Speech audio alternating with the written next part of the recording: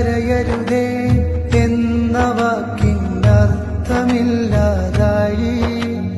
തളരരുതേ എന്ന് തകർന്നവരോട് പറയാൻ പേടി.